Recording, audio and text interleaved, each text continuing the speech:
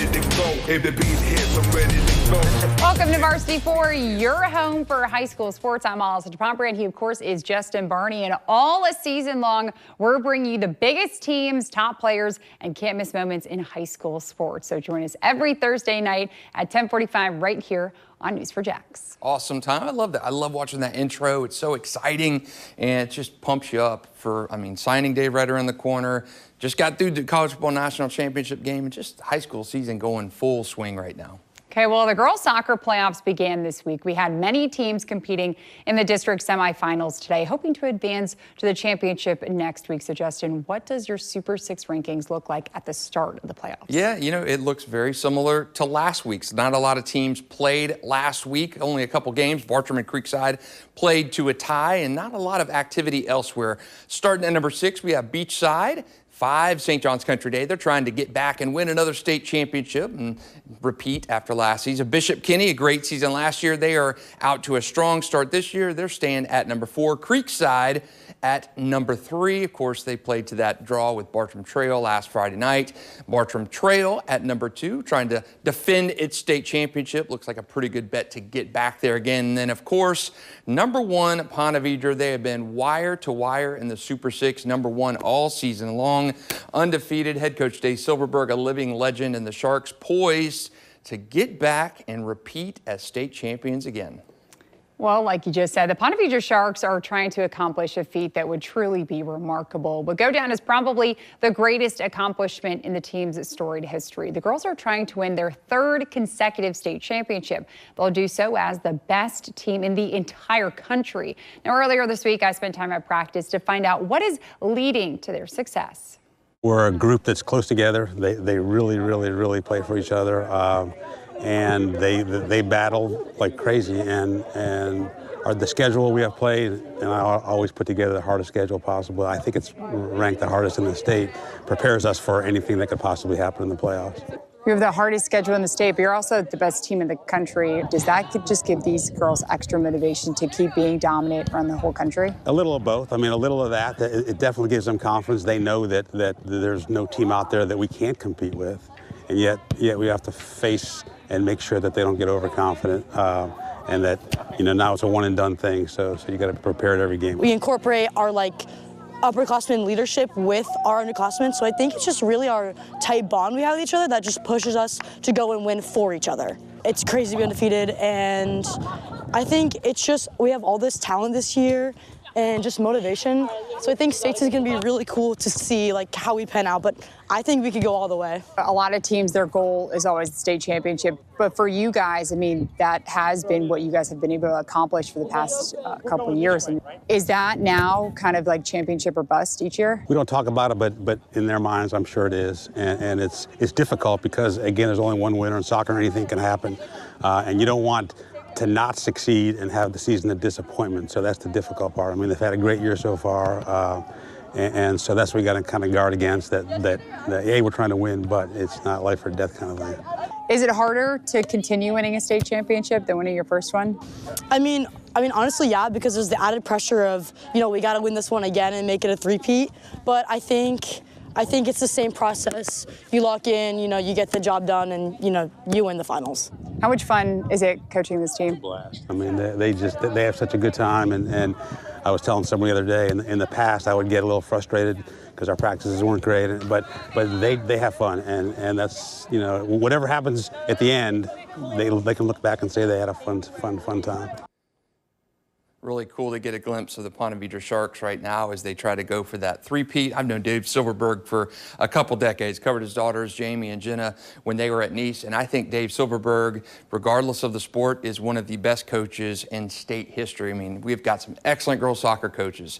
We cannot mention girls soccer without Mike Pickett, Jen Rodriguez. We have really great coaches, but Dave Silverberg is right up there with them. Whenever he ends his Hall of Fame career, he is going into a league of, he's unbelievable, really good coach. I joke with him about putting a statue of him up at Pontbriand because he has done so much for that program and girls soccer in general. Really cool story there. Okay, well, tonight we kick off a week-long march of honoring our top athletes of the fall high school sports season. We start things off with girls cross country and Bartram trail runner Avery Hartley. Yeah, Avery is our Varsity for All-News4JAX runner of the year. Had the lowest 5K time among our runners in our area. She took second in the state meet, and Avery said that she fell in love with running a couple years ago, and it's been the perfect sport for her. It requires a clear head, sharp focus, and the work ethic with no shortcuts. And I also liked the adversity in running. I think that's a big part of it that a lot of people like to skip, especially like this day and age. Our generation doesn't like adversity at all. It's all a quick time thing. Time's almost like not even thing that people talk about anymore. And I like that. Running's a sport that you have to really slow down and enjoy the process and take time with. It's not a quick thing. You don't find success in 3 days of doing it. So I really like that. It's something not everybody can be great at. You really have to take time and slow down to go faster. Yeah, no microwave mentality there for Avery Hartley. She wants to work and get it done, and she leads our All-News4JAX girls cross-country team. Of course, leading the charge here, Kate Bryce, Eva Delaney of Creekside there, and Episcopal for Kate Bryce, Camila Giles of Bishop Kenny, Avery Hartley from Bartram Trail, Taylor Lawhon of Bishop Kenny, Sophie Stam of Bowles, and Alexis Wilson of Bishop Kenny. You can find more on our expanded team over on the sports page at news4jax.com.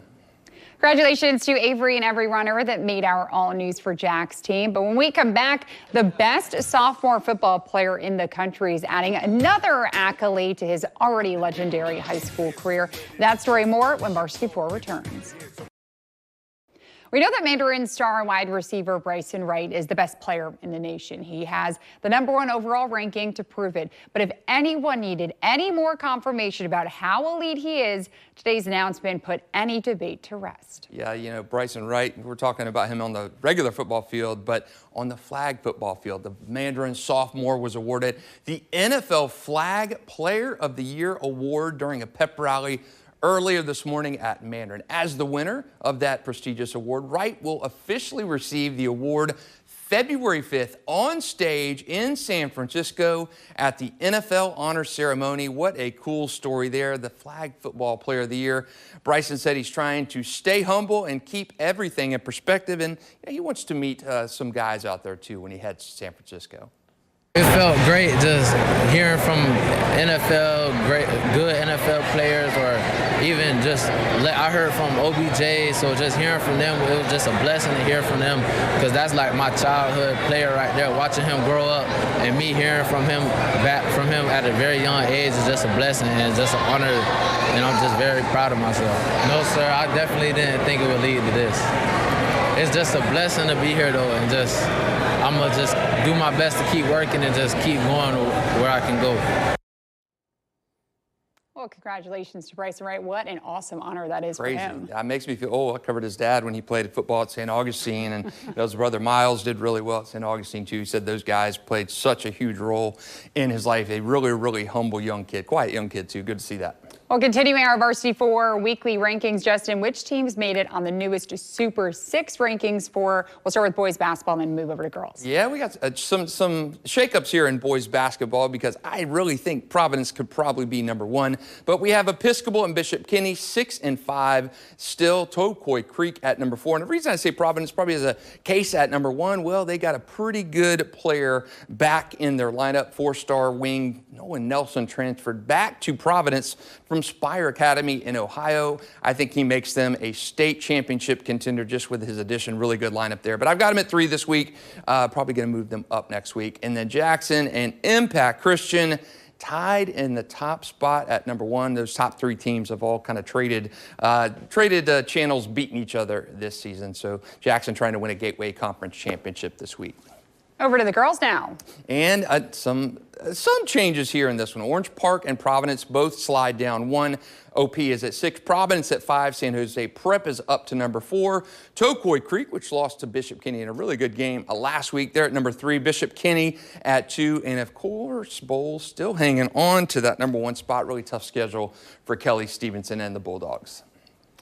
And finally, as we wrap up, talk about a throwback Thursday. How about this? NBA Hall of Famer David Robinson was the #1 pick in the 1987 draft. Robinson played in college for Navy and was the player of the year as a senior. And people probably don't recognize this because you look back and you see David Robinson in a JU Dolphins jersey. What are we talking about here? Well, when David Robinson was selected by the Spurs, he in the NBA draft, he actually had a 2-year naval commitment to field. So David Robinson was stationed at Kings Bay Sub Base up in Georgia, and to stay in basketball shape, well, he came down and practiced and trained with JU, was a quasi-assistant coach for the Dolphins, but really cool to see this old footage from 1987. The Admiral was in Jacksonville quite a bit practicing with the JU Dolphins, and funny story, David Robinson and I got our braces both at the same orthodontist here in Jacksonville. So I saw David Robinson. I got a chance to meet David Robinson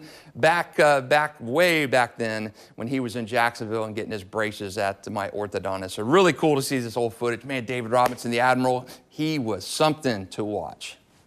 Okay, well that is quite a story, Justin. You and David Robinson getting the same braces. Same braces at the same orthodontist, so that was really cool. Cool to see. It's tough to even remember David Robinson being here at JU and practicing with them for a little bit, so that was really cool. Justin always has a story. Okay, well, don't miss Varsity 4 every Thursday at 10:45 p.m. on News4JAX. Join Justin, Barney, and I as we spotlight the biggest teams, top players, and can't miss moments in high school sports. Varsity 4, your home for high school sports. Wow, that's his story. Yeah, crazy. A long time ago, late 80s. So we both had braces, and you know, old orthodontists would take pictures of everybody who had braces. So David Robinson had his picture hanging on the orthodontist wall for many, many years. Probably the tallest patient I think my orthodontist ever had in a dental chair. David Robinson, Justin Barney. My God. 7'1", 5'10". Yeah. Very comparable basketball skills, too. Okay, if you want more sports news, make sure to follow us on Sports4JAX on Instagram. But thank you for watching Varsity 4. We'll see you next week, and good night.